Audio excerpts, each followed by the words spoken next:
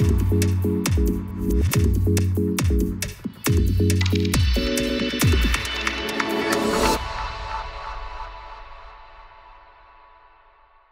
first of all, thank you very much to everyone for being in this room when there is 30 degrees outside and probably 20,000 people in Queen's Park. So you must be really, really passionate about those topics, and I'm really pleased to talk to you more about what we do at Uber. To start with, at Uber, we're really passionate about solving big problems with technology, with positive innovation. We started just about 8 years ago our business in California. Initial purpose was to build a product to simply enable anyone to get a ride at a touch of a button. What we quickly get to realize, though, was that ride sharing, what we're actually providing, helps kind of achieve and solve a much bigger problem. This problem being reducing the number of vehicles that we have on the road and the negative impact that comes with it, whether it's directly on air quality, on the cities, or on their citizens. So this kind of problem is now fully embedded into our mission, and that's really something we're believe me, really, really passionate about. The problem we're trying to solve and what this problem looks like, we've got 1.2 billion vehicles globally on the road. 95% of the time, those vehicles are idle, parked somewhere, using precious space in the cities where we could build parks and other really good things. And that's obviously highly inefficient. Most of that, and the bigger problem is when those vehicles are actually moving, most of the time, as most of you know, most of the time there's only one person in this vehicle, and this person is the driver. So that's obviously a big problem, and ride sharing helps addressing this problem. Now, transportation in our cities is a massive source of local pollution, as some of you would know. Up to, or more, in excess of 75% of the local pollution is caused in the most developed cities by transportation. This leads the world to have 3.7 million premature deaths a year. 3.7 million people dying prematurely every year because of a poor air quality. On that, we believe in a future that is shared, it's collective, it's electric, clean, and that is automated for the safety aspect of it.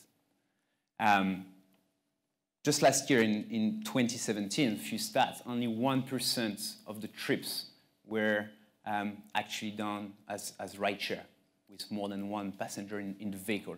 EVs in the same year, in 2017, just represented 1% of the global car sales.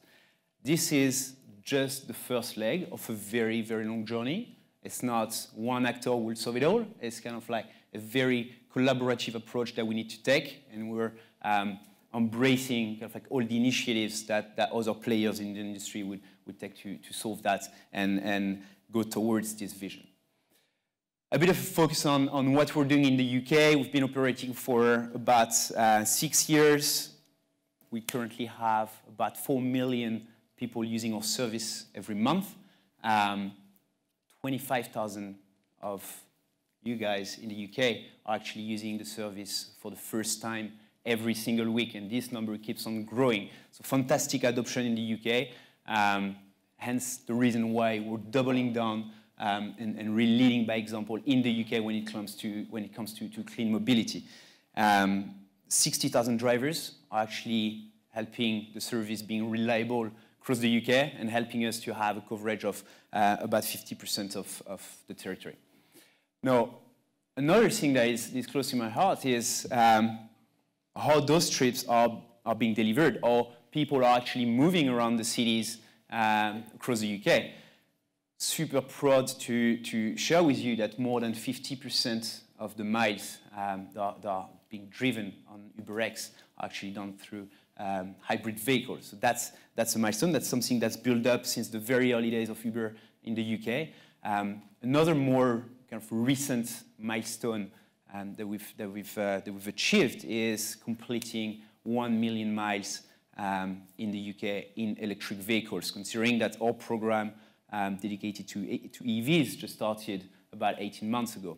Very small, still small, but growing and already achieving some great results. Another important point here is doing 1 million miles in electric vehicles also allowed 250,000 people to actually get into an EV, most of them for the first time. So conclusion here is ride-sharing is definitely helping us and helping the industry raise awareness about EV and raise awareness about the positive aspect of driving electric vehicles. That's good, but that's not enough. It's just the beginning again of a very long journey.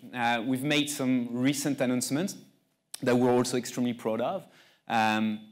Anything about our clean air plans, the first commitment we've made is to be 100% low emission in London by 2020. What that means is when you're going to get an Uber by 2020, I can tell you that it's going to be either in a hybrid, in a plug-in hybrid, or in an EV. This is very, very ambitious. But again, that is not enough. The ambitions we've shared was to be 100% fully EV by 2025. So it gives us 7 years to get there.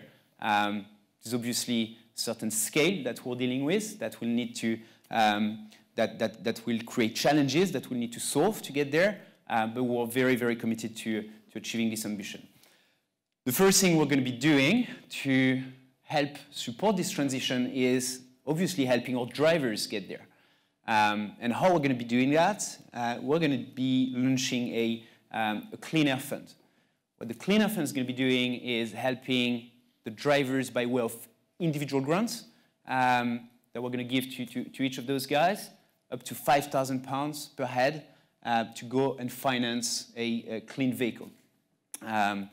The fund is expected to be delivering in excess of £200 million throughout the lifetime of that fund, and that is just to solve for the UK. So that's the beginning, but that's our commitment. Now, very interesting to have those ambitions. Great to share that. No, there is, as I said earlier, a lot of different challenges that we need to solve, and we're taking a very collaborative approach to solving this problem. The most obvious one is when you put tens of thousands of EVs on the road, those cars actually need to charge. One of the biggest challenges we have at Uber is the drivers do, on average, more miles than the standard commuter. And that leads to constraints with the range of the vehicles, and also dealing with a type of vehicle that does not necessarily provide hundreds of range per charge. So how do we actually solve that? Well, currently, we would not be able, with the current infrastructure in the country, we would not be able to actually deliver on this mission and this ambition to be 100% electric. So we're working with key players in the industry to really provide a complete set of solutions for the drivers, from making sure that any driver who have access to off-street parking actually has a home charger installed, start the day with a full range. That is the basics. That is the very beginning of the journey. But it's not solving for 100% of our drivers, but only for those who have access to off-street parking. So we also believe in a world where there is efficient, affordable, quick charging solutions in the city centers, because that's where our drivers actually spend most of their time. So charging while they're there, rather than having to travel 20 minutes to get to a charge point, is crucial, because it reduces the opportunity, because that EV actually creates and puts and the pressure it puts on the driver economics. So rapid charging solution in city centers is mandatory to help the Uber drivers drive electric vehicles. And the last one we're really focusing on that and involved in is kind of like building larger hubs with, again, a various set of players in the industry. And the point we're trying to make with those hubs is to bring charging solutions at scale in the areas where the infrastructure is currently lacking. There is plenty of areas in London and the rest of UK where there is gaps in the market, where there is not a single charger. Those underserved areas sometimes coincide with the areas where our drivers live, so we need to solve that. And the vision is really to have charging infrastructure for everyone, everywhere. This is the beginning of a long journey, but something we're extremely excited about. Thanks.